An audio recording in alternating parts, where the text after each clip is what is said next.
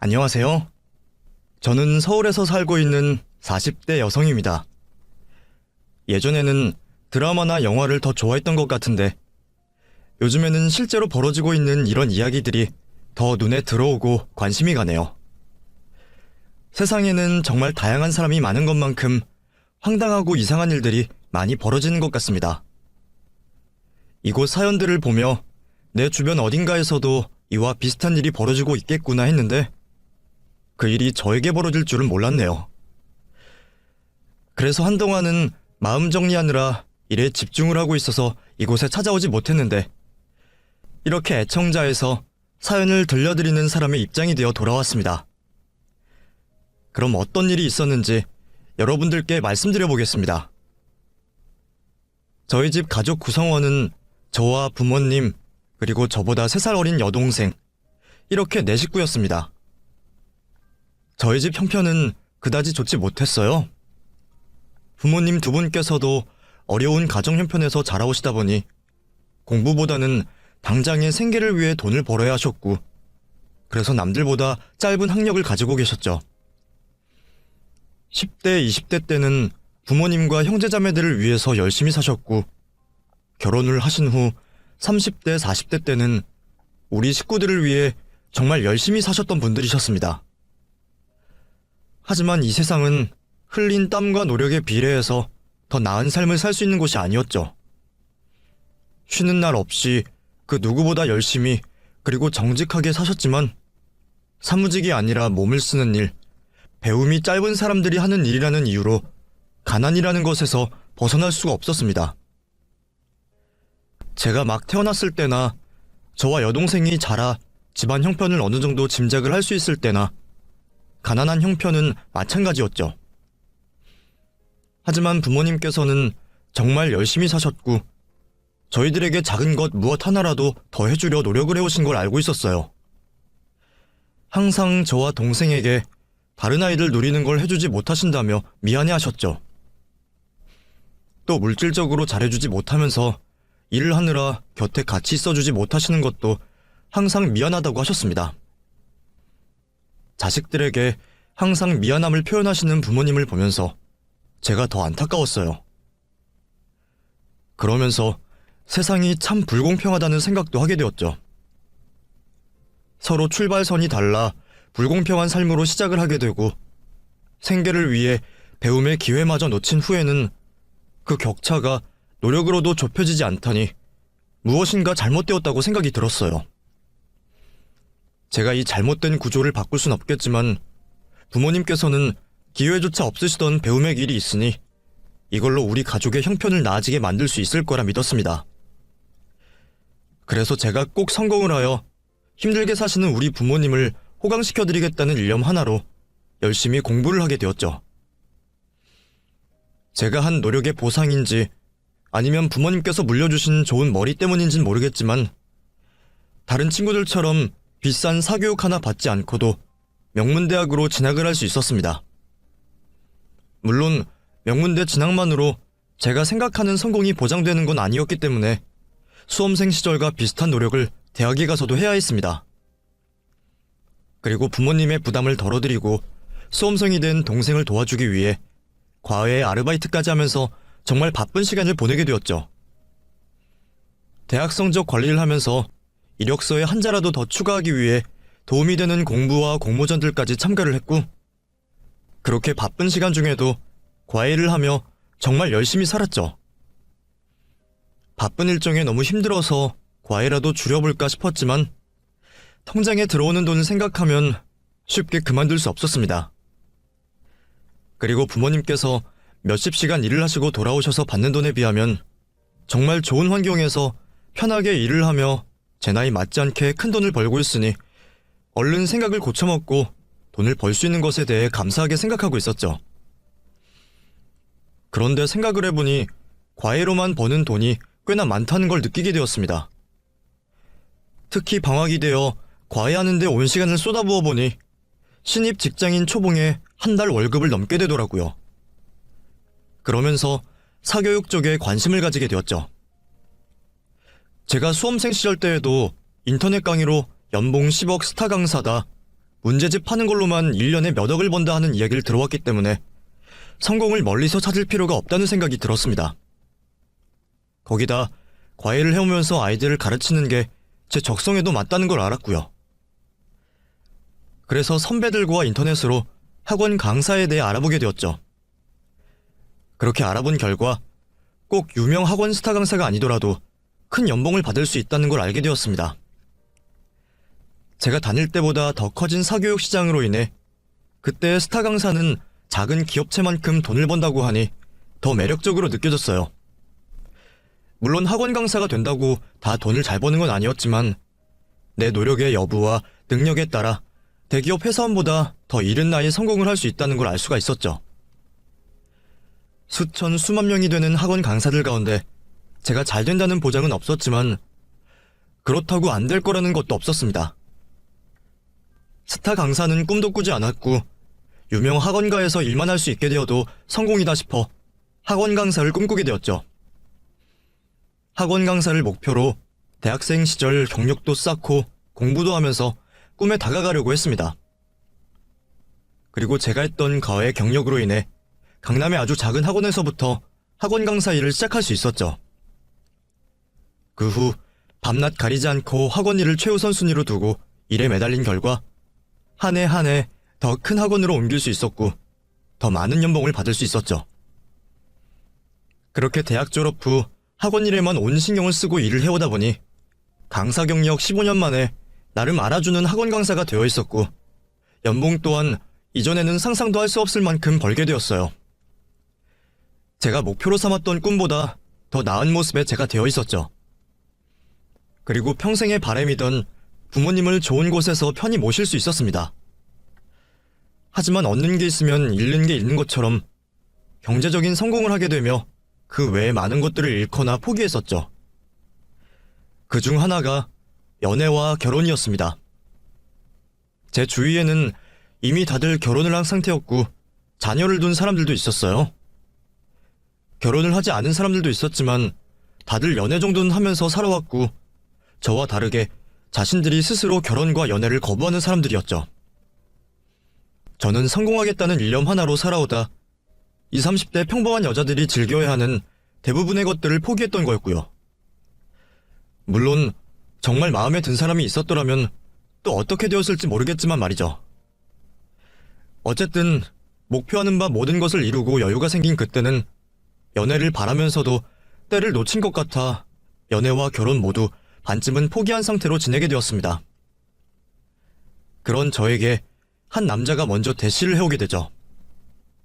그때는 그 남자와의 만남이 제 인생의 가장 큰 후회가 될 거라고 생각하지 못했지만요. 그 남자를 만나게 된 건 학원 선생님들 전부 다 같이 점심 식사를 하는 자리였습니다. 다들 강의 준비와 공부로 바쁘다 보니 학원 기념일이나 축하할 일이 있어도 회식을 하진 않았어요.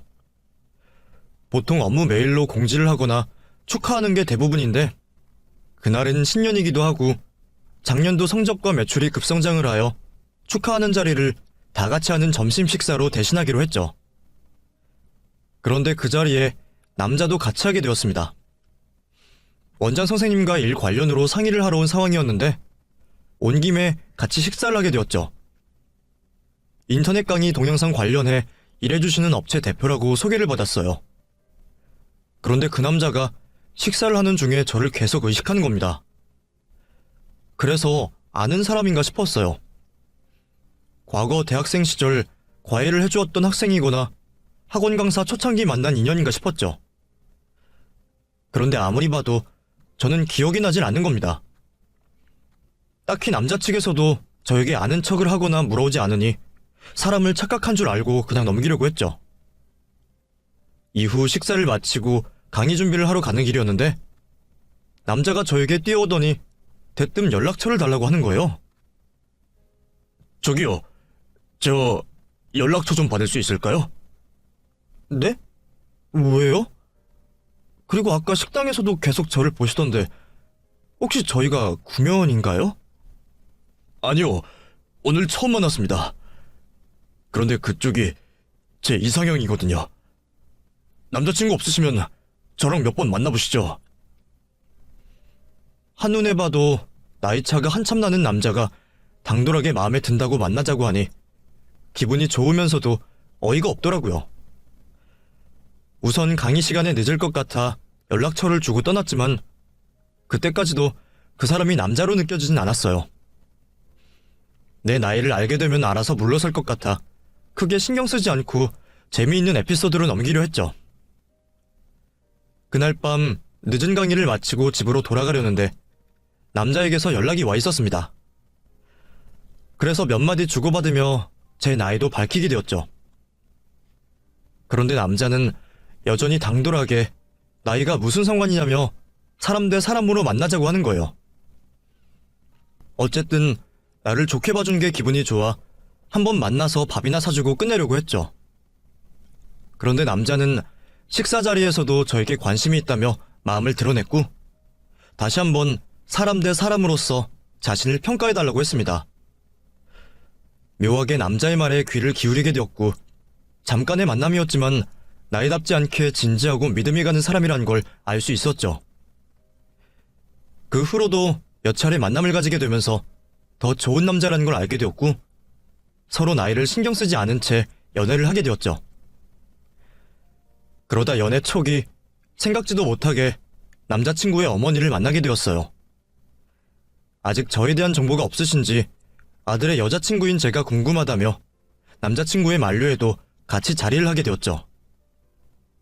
그런데 어머님께서 제 나이를 들으시고는 당황해하시며 실언을 하셨습니다. 어머, 근데 공부만 너무 해도 안 되나 보다. 나는 햇빛 안 쐬면 피부가 좋을 줄 알았는데 나이답지 않게 영 별로네. 우리 동률이 만나려면 피부 관리 좀 받아야겠어. 그런데 올해 나이가 몇이라고 그랬지? 네, 저 올해로 38입니다. 뭐? 38?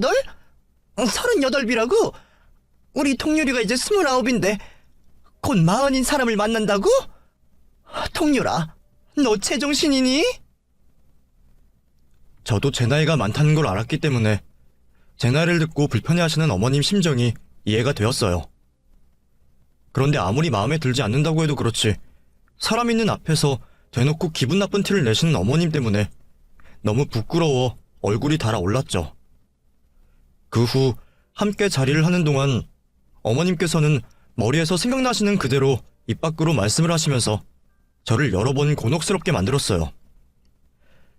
그 일을 겪고 나서 남자친구의 어머님이 어떤 종류의 사람인지 알 수 있었죠. 지금 생각해보니 그때 앞날을 예측하고 더 심한 일을 겪기 전에 그만두었어야 했는데 그러지 못한 게 후회스럽네요. 그날 이후 어머님과 다시 또 만남을 가지게 될까 걱정을 했지만 다행히 함께하는 자리는 없었습니다. 이후 1년 반이라는 시간 동안 저는 남자친구와 만남을 가지게 되었죠. 어머님을 제외하면 남자친구는 정말 좋은 남자였어요. 저뿐만 아니라 다른 여자 어느 누구에게도 좋은 남자라고 생각될 만큼 여자친구인 저에게 잘해주었죠.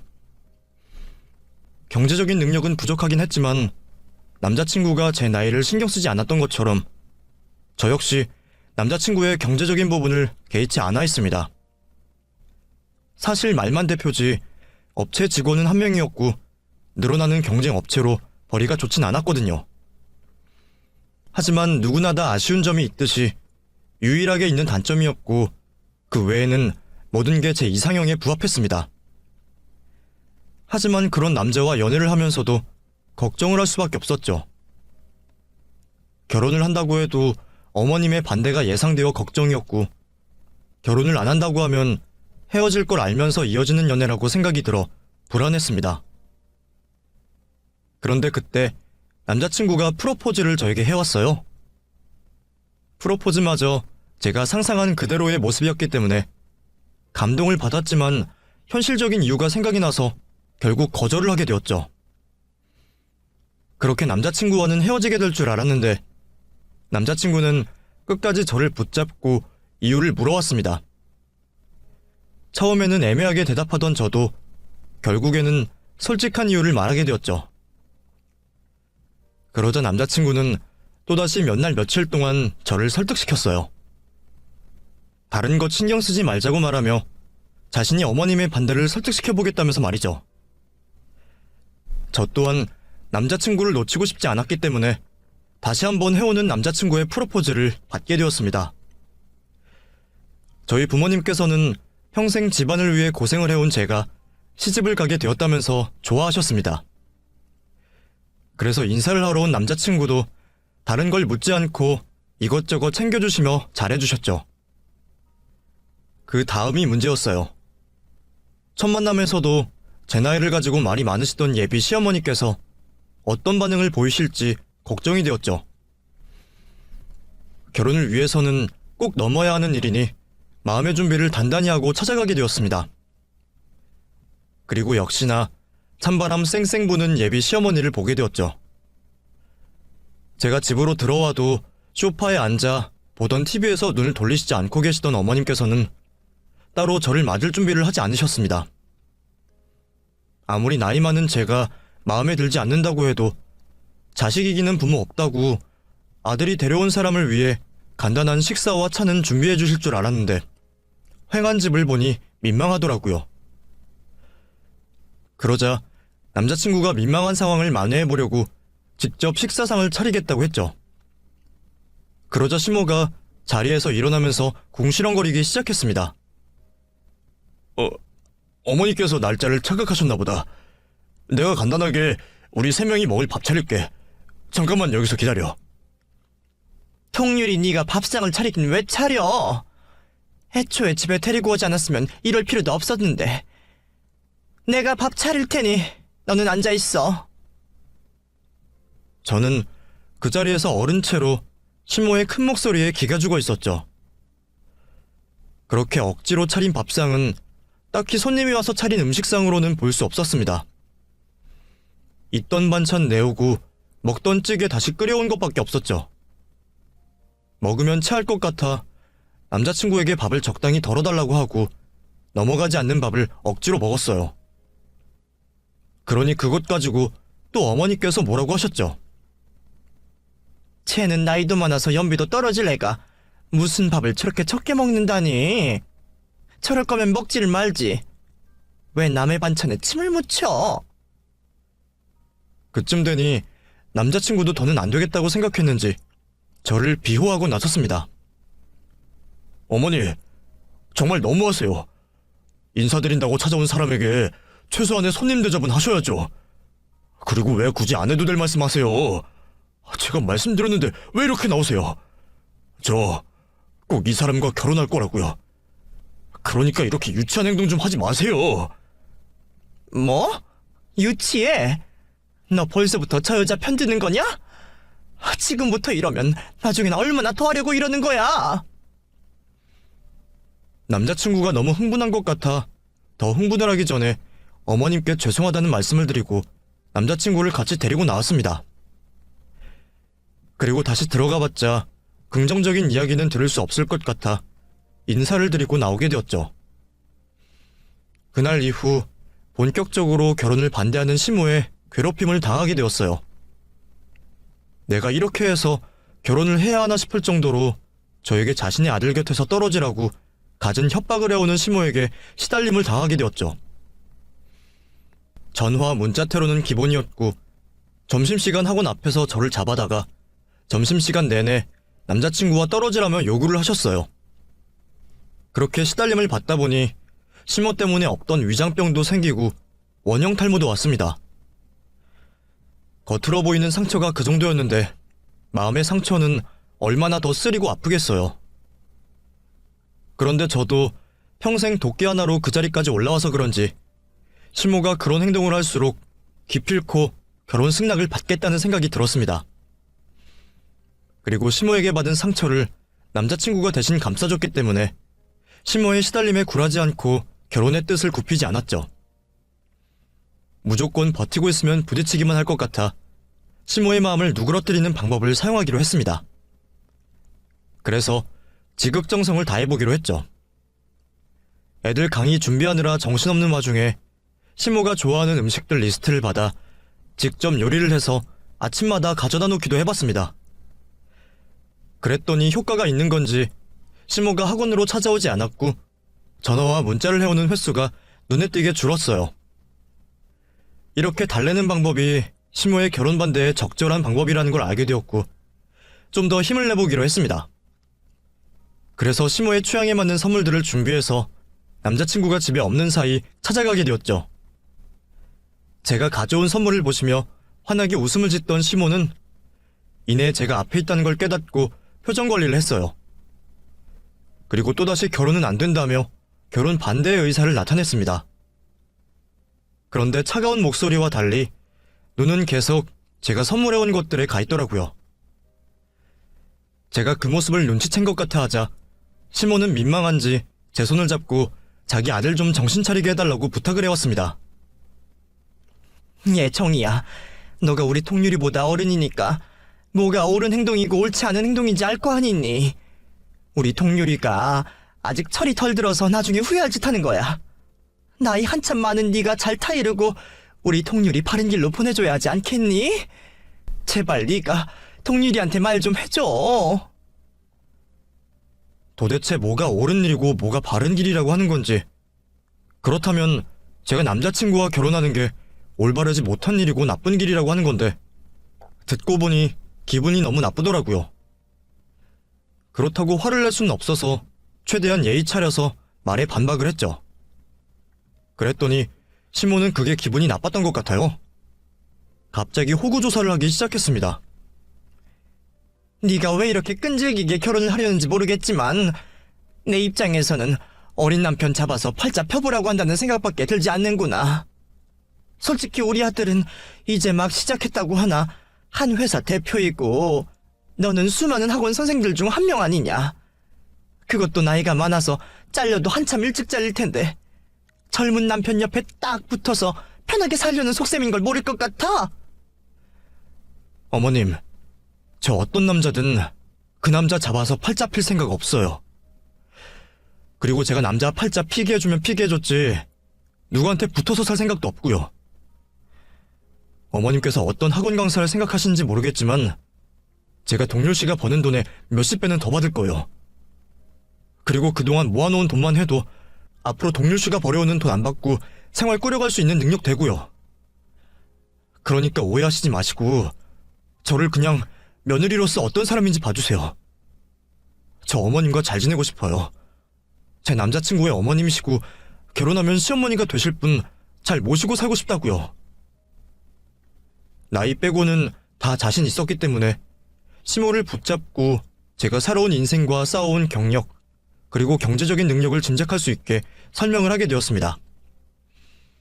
남자친구와는 비교할 수 없을 정도로의 나은 사람이라는 걸 알자 시모는 당황하기 시작했죠. 그러자 어떤 식으로든 결혼을 반대할 이유를 말해야 했는지 시모는 고리타분한 옛날 생각을 가지고 와서 저에게 요구하기 시작했죠. 나는 그것도 별로 마음에 안 들어. 여자가 사회생활 잘해서 뭐하니? 그러면 자식은 누가 키우고 자식을 얼마나 올바르게 키울 수 있다고? 여자는 말이다, 집안에서 남편 내조 잘하고 자식 잘 키우면 되는 거야. 지금 이 세상이 이렇게 혼탁한 거는 집안 관리를 해야 하는 여자들이 일한다고 밖으로 쏘다니니까 가정교육이 무너져서 이렇게 되는 거라고. 너 그렇게 내 아들과 결혼하고 싶다면 지금 하는 학원 생활 그만둘 수 있겠니? 네가 그만둔다고 하면 내가 이 결혼 허락하마. 시모는 아마 제가 학원 생활을 쉽게 포기하지 못할 걸 알고 그 말을 하는 것 같았습니다. 그렇다면 성공이었어요. 다른 건 몰라도 학원 생활을 포기하는 건 안 되겠더라고요. 그래서 안 되겠다고 시모에게 대답을 하려는 순간 남자친구가 집으로 들어오며 저를 데리고 방으로 데려갔습니다. 그리고 앞선 이야기를 들었는지 저를 설득시키기 시작했죠. 당신 설마 포기하겠다고 말하려는 건 아니지? 그럼 나보고 포기를 하라고? 그건 안 돼. 학원 생활 포기하면 정말 다 포기하는 거야. 나 아이 키우면서 학원 생활도 잘할 수 있어. 내가 평생 어떻게 하면서 여기까지 왔는데 내 전부인 걸 포기해. 그래, 무슨 말인지 알아. 나도 당신 학원 생활 그만두는 건 원하지 않고. 근데 지금 어머니 앞에서 사실대로 말할 필요가 있겠냐는 거야. 말만 그렇게 하고 그냥 다녀도 되잖아. 우선 그만뒀다고 거짓말하고 학원에서 또 학부모들이 하도 다시 나와달라고 해서 한다고 하면 뭐라고 하시겠어. 이미 결혼까지 앞마당에. 나도 당연히 바람잡을 거고. 그냥 지금 어머니 말씀 따르는 척만 하자. 방금 당신도 들었잖아. 어머니께서 결혼 허락하겠다고 한 거. 남자친구의 그 말대로 하기로 했어요. 손가락으로 약속까지 걸며 결혼 후 시모의 횡포를 막아주겠다고 하니 결혼을 위해 거짓말을 하기로 했죠. 그렇게 시모에게 고심을 하는 척하며 학원 강사직을 내려놓겠다고 말했습니다. 그러자 제가 설마 자신의 말을 들을 줄 몰랐던 시모는 크게 놀랐죠. 어찌되었든 자기가 한 말이 있으니 결혼을 반대한다는 말은 못했어요. 대신에 다른 방법으로 저와 남자친구의 결혼을 무산시키려 노력을 했죠. 이전까지는 궁금해하지 않던 제 건강을 염려하며 같이 건강검진을 받으러 가자고 하더라고요. 내가 결혼을 허락하고 나니 그제서야 몇 가지 생각나는 게 있다더라. 너 나이가 있는데 갑자기 세상 뜨면 우리 동률이는 뭐가 되니? 나랑 같이 건강검진 받고 결과 좀 확인해보자. 결혼하고 나서 애 못 가지는 것도 이혼 사유가 돼요. 그러니까 애 가질 수 있나 확인도 해보고 뭐든 확실히 확인하고 가는 게 맞지. 건강검진이야 학원에서 매년 하기도 하고 사비로 추가적인 검사를 받고 있었으니 당연히 문제가 되지 않았어요. 그러자 시모는 또 다른 수를 생각해냈죠. 솔직히 네 나이가 되는 동안 결혼 한 번 안 했다는 게 이해가 되지 않는구나. 그 전에 한 번 갔다 오고 아닌 척 뻔뻔하게 나와 동률이를 속이고 있을 수도 있지 않니? 네 말대로 그렇게 잘난 너인데 왜 남자가 없었겠어? 혼인관계 증명서 떼면 네가 한 번 갔다 왔는지 두 번을 갔다 왔는지 알 수 있다고 하니 점심시간 이용해서 나랑 같이 떼서 확인해보자. 여자로서 상처가 되는 말을 하는 예비 시모에게 화가 났지만 그래도 참고 버텼습니다. 정말 참기 어려운 상황이 여러 번 반복되었지만 그때마다 마음속으로 남자친구와 결혼하고 나서 두고 보자며 참고 또 참았죠. 그렇게 하루에도 몇 번씩 마음다짐을 새로이 하던 중에 드디어 시모가 결혼을 허락한다는 전화 연락을 해왔습니다. 마음고생을 하면서 시모가 하라는 대로 하다 보니 고생 끝에 결실을 보게 되었던 거죠. 거기다 시모는 저에게 완전히 마음의 문을 열은 건지 선물까지 준비를 했다 말했습니다. 저에게 시간 편할 때 아무 때나 연락을 주고 집에 와달라고 했지만 혹시 지체를 했다가 시모가 또 변심을 할까 싶어서 그날 당장 찾아가기로 했어요. 그렇게 퇴근을 하고 남자친구와 함께 설레는 마음으로 시모가 있는 집으로 가게 되었죠. 그날 처음으로 시모에게 밥상다운 밥상을 받아볼 수 있었어요. 식사를 다 마치고 난 후 정리를 하고 남자친구와 계획해둔 결혼 준비를 시모에게 설명하려고 했는데 뭐가 그리 급한지 시모가 준비한 선물을 지금 주겠다고 했습니다. 저에게 태도가 바뀐 시모가 준비했다는 선물에 내심 기대를 할 수밖에 없었고 저에게 건네주는 선물을 받았죠. 뭐하니? 풀어보지 않고. 여기서 풀어봐도 될까요? 그럼 내가 있는 앞에서 풀어봐야 하는 선물인데. 그때까지만 해도 얼마나 소중한 선물이길래 당신 앞에서 풀어보라는 건지 싶었죠. 잔뜩 기대를 한 상태로 선물 상자를 열어봤는데 그곳에는 봉투 한 장, 칼 한 자루, 그리고 부동산 계약서가 있었어요. 사실 선물이라고 하기에는 모두 생소한 물건들이었죠. 칼은 신혼 선물로 주신다고 해도 봉투와 부동산 계약서는 좀처럼 무슨 선물인지 알 수가 없었어요. 그래서 시모를 쳐다보며 이게 무슨 의미로 한 선물인지 물어보게 되었죠. 어머님, 지금 저한테 주신 선물이요. 제가 이해가 안 가서 그런데 이게 다 뭐예요? 다 선물이지. 너는 학원 선생이라는 사람이 이렇게 이해력이 딸려서 어떡하니? 내가 일일이 다 설명을 해줘야겠어? 민망하게. 죄송해요. 아무리 생각해도 이게 다 뭔가 싶었어요. 특히 다른 건 어떻게든 끼워 맞춰 보겠는데 이 흰 봉투는 도저히 모르겠네요. 내가 설명해 줄 테니까 잘 듣고 그대로 해라. 알겠지? 우선 거기 칼의 의미는 너도 많이 들어봤을 거다. 이제 네가 우리 박씨 집안 사람이 되는 거니 너희 친정과는 연을 끊으라는 의미로 선물한 거야. 요즘 며느리들은 명절, 어버이날 등등 시댁 부모님이나 친정 부모님이나 똑같이 한다며. 난 그렇게 하는 거 이해 못한다.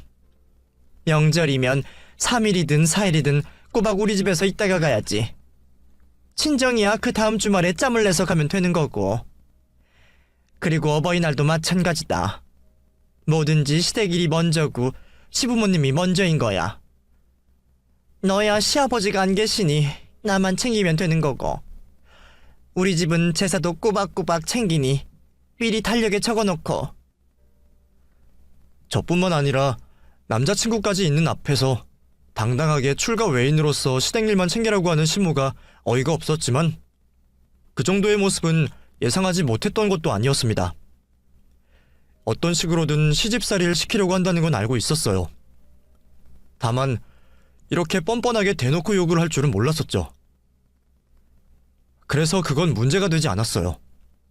다만 이 다음 이어질 봉투와 부동산 계약서 선물의 의미는 얼마나 더 어이가 없는 요구일지 걱정이 되었죠. 그럼 이 봉투의 의미는 뭔가요? 혹시 예단비에 대한 건가요? 부조금 받니? 흰 봉투에 예단비를 받게. 그 봉투는 네가 스스로 한 말 지키라고 주는 거야. 내 눈앞에서 봐야 믿을 수 있을 것 같아서. 그러면 혹시 그래. 그건 이 사직서 넣을 봉투야. 오늘 당장 사직서 쓴다고 해도 너 대신할 사람 구하려면 시간이 걸릴 텐데 하루라도 빨리 쓰는 게 낫지. 안 그러니? 오늘 내가 보는 눈앞에서 사직서 쓰고 다음날 너희 원장 선생님께 드려라. 네가 사직서 냈다는 확인 사진 꼭 찍어서 보내고. 이건 네 입으로 말한 거니 불만 없지? 이건 칼보다는 나았습니다. 어차피 이 일은 남자친구도 시모를 설득시켜주겠다며 저를 도와준다고 했던 말이 있었으니까요. 사직서야 쓴 척을 하면 되는 거고 다음날이면 제가 원장 선생님께 사직서를 냈는지 안 냈는지 시모가 알 방법이 없었으니까요. 드디어 마지막으로 부동산 계약서만 남아있었습니다. 이 정도 분위기라면 대충 예상되던 게 있었어요. 신혼집 구할 때 시모 근처로 이사를 오라고 한다거나 제가 부담을 더하는 정도의 요구라고 생각했죠. 그 정도 역시 제가 감당할 수 있는 영역의 요구였습니다. 그래서 마음을 좀 놓고 있었죠. 그런데 시모 입에서 놀랄만한 이야기가 튀어나오기 시작했어요. 그건 네가 나한테 해줄 부동산 계약서다. 네? 제가 어머님께 할 부동산 계약서라고요? 그래. 쉽게 말해서 예단이라고 생각하면 될 거야. 내가 곱게 키운 아들 네가 억지로 데려간다는데 그 정도 해와야 되지 않겠니? 솔직히 네 나이에 어린 남편 얻게 된 거면 내가 요구하는 집 한 트럭은 가져와야 하는 거지. 안 그래? 이 정도면 나도 많이 양보하고 배려해 준 거야. 어느 시어머니가 늙은 며느리를 보고 싶겠니? 네가 밖에서는 얼마나 잘 나가는지 몰라도 결국에는 그 잘난 모습 다 먹어치우는 큰 결점이 있으니까 지금까지 결혼을 못한 거 아니겠니? 그런 네가 어리고 얼굴도 잘생긴 우리 아들 데려가는데 그에 걸맞는 값은 치르고 데려가야지. 그리고 내가 원하는 집도 엄청 으리으리한 집도 아니고 내가 들어보니까 강남에 공원 있고 천도 있고 거기다 시민운동장 있는 동네가 있더라. 거기 운동장을 내 나이 또래들이 많이 이용한다고 하니 그쪽에서 지내면 친구 사귀기도 편할 것 같고 여러모로 살기 좋을 것 같아. 신축도 많이 들어와서 괜찮은 집 많다고 하니까 재테크 이런 거 신경 쓰지 말고 한 30평대 높은 층으로 해서 하나 구해와라. 너가 학원 때문에 바쁘다면 내가 직접 돌아봐도 되니까 그거 가지고 너무 신경 쓰지 않아도 되고. 그 어이없는 말을 듣게 되니 기가 차지도 않더라고요. 시모하는 말에 전부 예스로 받아주니까 저를 완전 자기 밥으로 생각하는 것 같았습니다. 아무리 제가 돈을 잘 벌고 모아둔 돈이 많다고 해도 강남 그 노른자 땅에 30평대 아파트를 예단으로 해오라고 하는 건 말이 되지 않는다고 생각했어요. 시모 표정을 보아하니 농담은 아닌 것 같았습니다. 그래서 제가 아파트를 예단으로 해오면 시댁에서는 저희 집에 무엇을 해줄 거냐며 물어보게 되었죠. 원하시는 아파트 제가 해오면 어머님께서는 저희 집에 뭘 해주실 거예요? 제가 해오는 아파트값만큼은 안 되더라도 그 반 정도는 되어야 할 것 같은데요. 뭐? 너 지금 제정신으로 말하는 거니? 이 결혼 누가 매달려서 하는 건데? 내가 반대한다고 했을 때 물러났으면 나도 이렇게 요구하지 않았다. 근데 네가 하고 싶다며? 그러면 참말 말고 내가 해오라는 대로 할 것이지. 무슨 참말이 이렇게 많아? 내가 아까도 말했지. 너 지금 나가봐라. 우리 통유리 같은 아이 네가 만날 수 있을 것 같아? 여자가 네 나이면 배 나오고 머리 까진 남자 만나야 할 때야. 네가 아무리 잘났다고 해도 그게 네 분수에 만든 상대라고. 이런 어처구니 없는 결혼을 승낙해주면 기면서 감사하다고 말을 해야지. 어디서 예물을 해오라 말아야. 시모는 이번에도 제 나이를 걸고 넘어졌습니다. 저도 더는 참지를 못하겠더라고요. 그래서 시모가 말을 하는 동안 기분 나쁜 티를 팍팍 냈죠. 기가 막혀 열불이 터진다는 걸 보여주려 손으로 부채질도 하고 한숨도 턱턱 내쉬었습니다. 그러자 제 행동을 보고 기분이 나빴던 시모가 무슨 짓이냐며 화를 내기 시작했죠. 너 지금 시어머니 앞에서 기분 나쁜 티를 다 내는 거니? 내가 네 친구야? 어디서 싸가지 없는 행동을 해? 그러면 이런 말 듣고 기분 좋을 사람이 있어요? 아무리 아들이 소중하다고 하지만 저도 저희 부모님께는 소중한 딸이에요. 그럼 뭐든 적당히 하셔야죠. 이건 좀 아니잖아요. 제발 뭘 말씀하실 때 생각이라는 걸 하시고 말씀하세요. 듣는 사람 감정도 신경 쓰시라고요. 저도 이번에는 물러설 수가 없었습니다. 이번에도 제가 어쩔 수 없다며 시모 뜻대로 한다면 앞으로의 결혼 생활이 내내 계속 이런 식으로 흘러가게 될 테니까요. 그래서 시모가 하는 말 모두를 받아치려고 준비를 하고 있었죠. 그런데 갑자기 제 몸이 끌어당겨졌습니다. 옆에서 듣고 있던 남자친구가 제 팔을 잡고 자신의 방으로 끌고 간 거죠. 너무 갑자기 벌어진 일이고 남자친구가 제 팔을 아프게 잡아 놀랄 수밖에 없었어요. 팔 좀 놓고 해. 갑자기 왜 이래? 지금 뭐 하는 거야? 우리 결혼 안 할 거야? 그냥 알겠다고 하면 될 걸 왜 서서 문제를 일으키려고 해? 그러면 저 소리를 듣고도 내가 가만히 있어야 하는 거니? 너희 어머니께서 해오라고 하면 난 거부도 못하고 무조건 해와야 해? 당신도 지금 바로 옆에서 들었잖아. 아니, 지금까지 어머님께서 나한테 어떤 말들 하신지 알고 있잖아. 그런데도 그런 말이 나와? 남자친구가 갑자기 왜 이러나 싶었습니다. 지금까지 저에게 잘하던 남자친구가 아주 잠깐 시모에게 말대꾸를 하고 반항을 했다는 이유만으로 제 탓을 하려고 했어요. 실망스러운 태도를 보이는 남자친구에게 서운함을 토로하고 있었는데 제 이야기를 듣고 있던 남자친구가 화를 내기 시작했습니다. 그렇다고 그 잠깐을 못 참아. 이제 다 왔잖아. 허락만 받으면 되는 걸 가지고 왜 그깟 자존심을 세우고 그래? 결혼만 하면 지금 무슨 말을 듣든 무슨 약속을 하든 상관없는 상황인데 왜 괜히 어머니 성질을 건드려서 다시 처음부터 시작하게 만들어? 나이도 많은 사람이 어른 비위도 못 맞추고 이게 뭐야? 솔직히 지금까지 잘 참아오길래 앞으로 결혼 생활 하면서도 어머니랑 부딪힐 일 없을 거라고 생각했어. 근데 나 아까 당신이 어머니한테 하는 모습 보면서 당신한테 좀 실망했어. 당신 기분 아는데 우선은 결혼 허락이 중요하니까 밖에 나가면 어머니한테 무조건 잘못했다고 해. 기분 나빠서 더 심한 말 하더라도 다 알겠다고 하라고. 남자친구에게 그 말을 들으니까 그제서야 정신이 번쩍 차려졌습니다. 아니죠. 이 남자의 밑바닥에 있는 본심을 알겠더라고요. 지금까지 제가 예비 시모에게 받아온 모진 말들과 수모를 누구보다 잘 알면서 위로는 못해줄 망정 짜증을 내고 시모 편을 들고 있다니 남자친구 한 명만 바라보고 여기까지 참고 있던 건데 더 이상은 못해먹겠더라고요.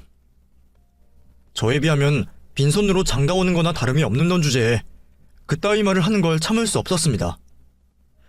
시모에게 수모를 당하면서도 겨우겨우 참고 있던 마음속 화가 남자친구의 말에 터지게 되었죠. 그래서 제 탓을 하는 남자친구의 얼굴을 머리로 그냥 박아버렸어요. 그리고 거실로 나가 저를 째려보고 있는 시모에게 그동안 당해왔던 일에 대한 분풀이를 하기 시작했죠. 왜? 동률이도 네가 잘못했다고 하지? 네가 아무리 나이가 많다고 해도 나까지 네 친구로 생각하면 어떡하니? 잘못 비는 거 보고 내가 용서해줄지 안 해줄지 생각해 볼 테니 우선 와서 빌어라. 방에서 들리는 아들 말을 듣고 제가 또 수그리고 시모 밑으로 들어올 거라고 생각을 했나 봅니다. 아직도 제가 자신을 시어머니로 생각하고 있는 줄 알고 갑질을 하려고 했어요. 그 얄미운 얼굴이 너무 꼴보기가 싫어 시모 앞에 있던 밥그릇을 면상에다가 엎어버렸습니다. 빌어? 빌긴 내가 왜 빌어? 내가 이 결혼 이렇게까지 숙이고 들어와야 하는 거야? 당신 집안에 내가 며느리로 들어오면 감사하다고 무릎 꿇고 머리 조아려야 하는 판에. 야, 이게 뭐 하는 짓이야? 이게 미쳤냐? 너 내 아들이랑 결혼 안 하겠다는 거야? 이게 정말 보자 하니까 지 나이 많다고 시어머니 될 사람을 아주 우습게 보네? 또 그놈의 나이. 그래, 나 나이 많아. 나이 많다고. 근데 그래서 뭐 어쩌라고. 너도 나이 많잖아. 너 우리 엄마보다 나이 많은 거 아니? 너 그러고 살다가는 네 아들 결혼식 보기도 전에 죽어. 내가 더러워서 네 아들이랑 결혼 안 해. 별것도 없는 놈. 조건 하나 보지 않고 사람 하나 보려고 했는데 너 같은 시엄마 있는데 결혼하고 싶겠니? 그뿐이야. 네 아들도 똑같아. 내가 지금까지 수모를 당하더라도 결혼만 하면 되겠다 싶었는데 오늘 보니까 네 아들도 글렀다. 나이가 30이 되어도 아직까지 철부지에 지 주제 파악 하나 못하는 모자란 놈이야. 다행이지. 당신 덕분에 내가 제발로 지옥에 빠질 뻔하다 정신 차릴 수 있었어. 그리고 뭐 선물? 내가 해오는 걸 가지고 선물이라고 해? 그럼 이건 내 선물이다. 씨. 저에게 욕을 먹고서도 아무 말 못하는 시모에게 제가 주는 선물이라며 시모가 건네준 봉투와 부동산 계약서를 찢어서 얼굴에다 뿌려버렸습니다. 그리고 이제 그 집을 나가려고 했죠. 그런데 저에게 얼굴을 맞아 코피를 흘리는 남자친구가 집을 나가려는 저를 잡아 세웠어요. 자기야, 미안해. 내가 잘못했어. 그러니까 이렇게 떠나지 마. 내 입장에서는 결혼이 코앞이니까 그랬던 거야. 지금까지 당신이 어머니한테 고생당하면서 한 게 있잖아. 그게 아까워서 그랬던 거라고. 결혼이 눈앞이라고 하니까 순간 답답해서 그랬어. 정말 잘못했어. 내가 다시는 당신 마음 아프게 하는 말과 행동하지 않을게. 이번만 용서해줘. 남자친구가 처음으로 저에게 무릎을 꿇고 코피를 흘리는 채로 미안해하며 사과를 하고 있었지만 방금 전 남자친구에게서 당한 일로 돌아선 마음은 변하지 않았습니다. 남자친구 일은 서로 간의 다툼이라고 생각하고 넘긴다고 해도 저런 생각, 저런 성격 가진 시모랑 어떻게 한 가족으로 살면서 얼굴 보고 살겠어요. 만약 남자친구와 결혼 생활을 한다고 해도 분명 나이 많은 제가 지 아들과 결혼해서 고마운 줄 알아야 한다며 감나라 배나라 간섭질을 할 게 분명했죠. 정신을 차린 마당에 또다시 실수를 반복할 수 없었습니다. 싫어. 내가 뭐가 모자라서 너랑 결혼해서 너네 엄마한테 무시를 당해야 하니? 여자가 연상이면 죄 짓는 거야? 그러면 나보다 경제적으로 한참 모자란 너는 무슨 죄를 지은 건데? 우리 집에 들어와서 무슨 무시를 당해야 하는 건데? 너가 잘한다고 해도 네 엄마 때문에 우리 결혼 생활 얼마 못해. 너도 네 엄마가 좋아하는 여자 만나서 행복하게 살아라. 그렇게 남자친구에게 이별을 통보하고 또다시 집을 떠나려는 순간 이번에는 지 아들 코피가 났다며 시모가 호들갑을 떨었어요. 뭐야, 동률이 너 왜 코에서 코피를 흘려? 이건 인연이 이렇게 한 거야? 야, 네가 뭔데 우리 귀한 아들 코에서 피가 나게 해? 인연이 정말 미쳤나? 동률이 너도 정신 차려. 늙어 빠져서 곧 할머니가 되려니 뭐가 좋다고 붙잡아. 천연보다 잘나면서 어린 여자 널리고 널렸다. 나이 많다고 유세 떨면서 친남편 패는 여자가 뭐가 좋다고 난리야. 너 천연이랑 살면 맨날 이 모양 이 꼴일 거야. 그러니까 그만해. 그냥 돌아서려고 하는데 시모하는 말이 거슬려서 도저히 그냥은 못 가겠더라고요. 분명 방금 전 주제를 알아차리게 말을 해줬는데 그새 까먹은 것 같아 다시 퍼부어졌죠. 꿈도 야무지시네. 도대체 뭘 믿고 네 아들이 그런 여자 만날 수 있을 거라고 생각하는 거야? 코딱지만한 사업체, 직원도 겨우 한 명이고 경쟁업체는 수두룩해서 언제 망할지도 모르는데. 그리고 당신 같은 시어머니가 있는데 누가 시집을 와? 성격이 지랄맞은데.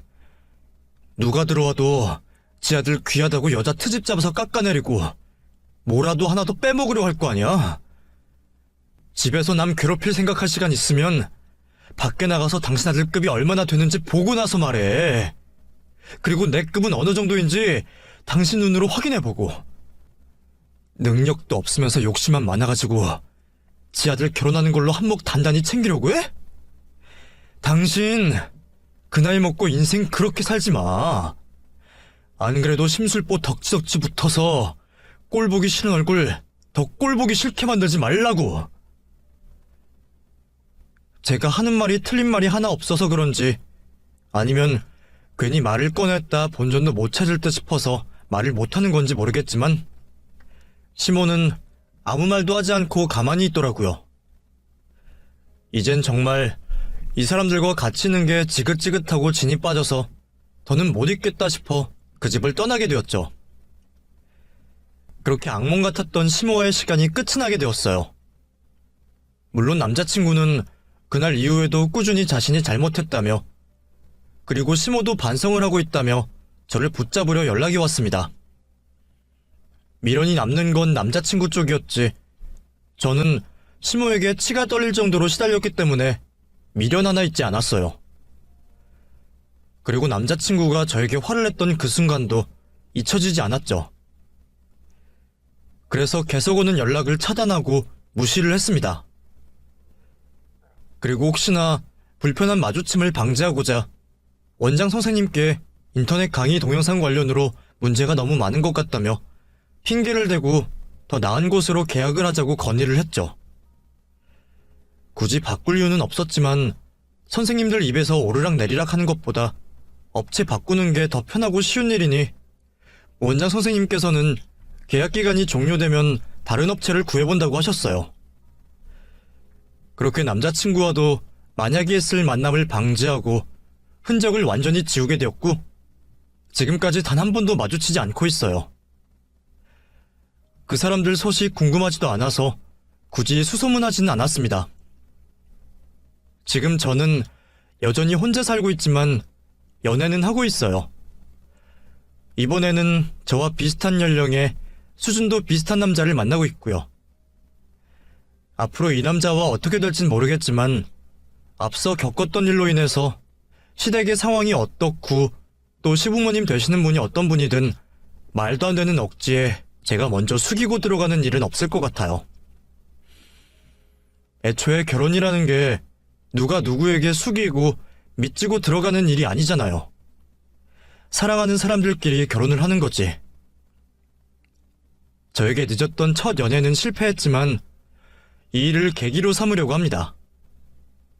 그러다 보면 올해이든 내년이든 좋은 일이 생기겠죠. 제 이야기는 여기까지입니다.